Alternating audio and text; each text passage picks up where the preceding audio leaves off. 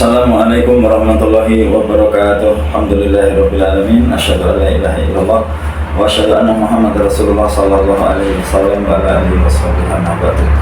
Ada satu candaan ya, kita biasanya teman-teman ustaz, teman-teman santri gitu.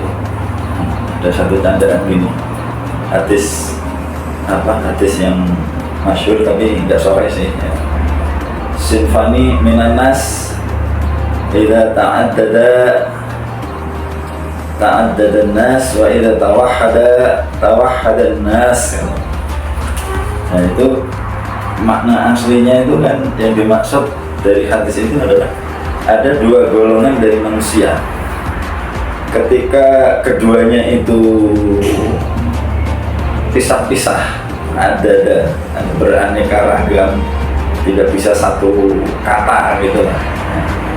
Maka manusia atau umat akan beraneka ragam juga, akan berpecah-pecah juga.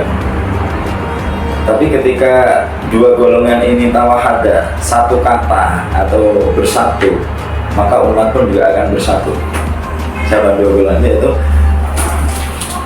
Al-umara'u wal-ulama, para pemimpin, amir, jabat, pemangku kekuasaan, dan para ulama, ahli ilmu, ustadz, kiai, tapi ini suka dipelesetkan bulannya.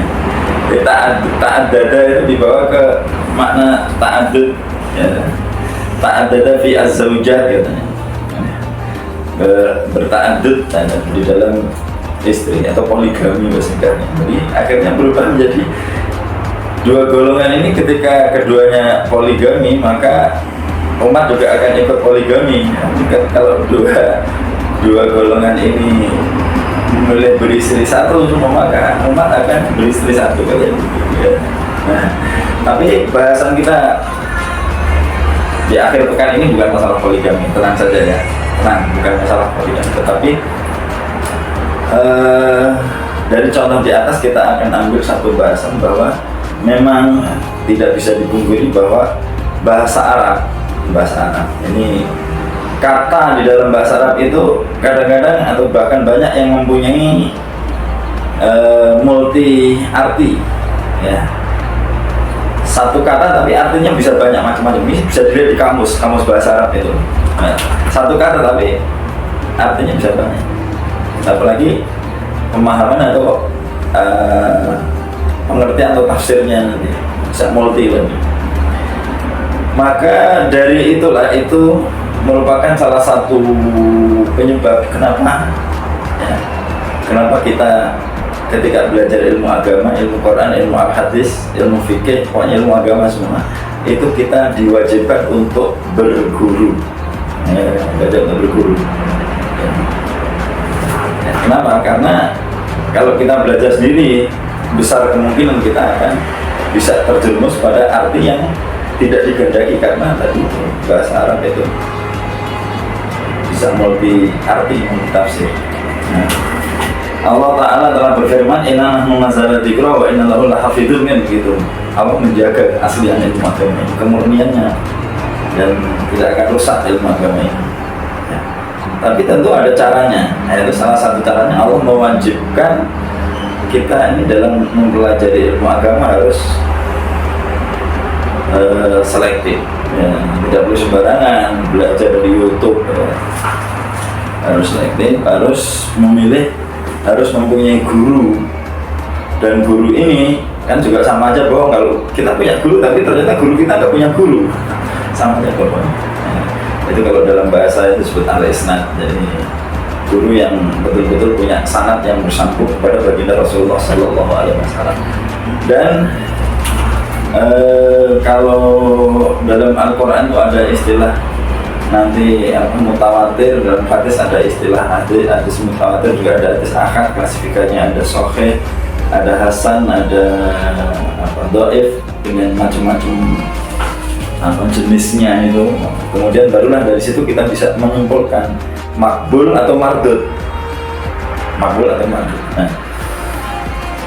Nah, para ulama sebelum kita ini alhamdulillah semoga Allah merawati mereka telah mengerjakan pekerjaan yang demikian berat. Mereka mengoreksi itu semua baik ilmu Quran, ilmu hadis dan semuanya, sehingga mereka susun dalam kitab-kitab yang muktamad atau muktabar. Itu sudah pekerjaan yang luar biasa. Nah, kita ini yang hidup saat ini jauh lebih ringan lagi pekerjaannya. Tinggal satu, kita pelajari kitab-kitab peninggalan para ulama terdahulu, kitab-kitab muktamad dan muktabar itu, dengan mencari pembimbing atau mencari guru yang betul-betul bisa kita pertanggungjawabkan. Ya, gurunya juga harus muktamad. Kitabnya muktamad, gurunya nggak muktamad. Kitabnya muktabar, gurunya nggak muktabar, ya sama aja. Gitu. Jadi dua itu. Kitabnya ada, gurunya juga harus muktamad. Nah, bagaimana cara memilih guru? Nah, cara memilih guru ya sama, kita mengikuti para ulama dulu dalam menyeleksi ilmu. Yang sebelum mereka memasukkan ilmu dalam kitab, mereka juga seleksi dulu kan. Hadis seleksi, Quran juga seleksi ya. Jadi ada, paling mudah itu ada dua kriteria, yaitu adil dan dobit. Adil dan dobit. Adil itu lebih pada penilaian kesolehan, akhlak, budi pekerti, tingkah laku, kesesuaian antara ucapan dengan perbuatan. Nah, itu adil itu. Jadi ketika dalam contoh, kalau Imam Bukhari ketika melihat ada orang pernah berbohong sekali, langsung dicoret, dikeluarkan. Itu juga adil. Kemudian yang kedua yaitu dobit, yaitu kemampuan, keahlian guru itu untuk menerima ilmu, menyampaikan ilmu dari gurunya sebagaimana yang dia terima, itu namanya dobit. Kalau dulu bisa ditengarai dengan kecerdasannya dalam meriwayatkan hadis, itu daya ingatnya kuat dan benar. Maka mohon maaf, walaupun Ustadz itu sudah begitu besar, masyhur namanya, sama seperti judul di atas hadis, masyhur tapi nggak sahih. Walaupun namanya masyhur, tapi kalau dia sebagai guru itu nggak sahih, tidak muktamad, tidak muktabar, karena cacat dalam salah satu dari dua syarat, adil dobitnya cacat. Contoh, kalau ditanya sesuatu yang dia nggak ngerti, ketahuan dia berani menjawab dengan asal, mengarang. Ya. Berani berbohong, nah, itu sudah langsung kita.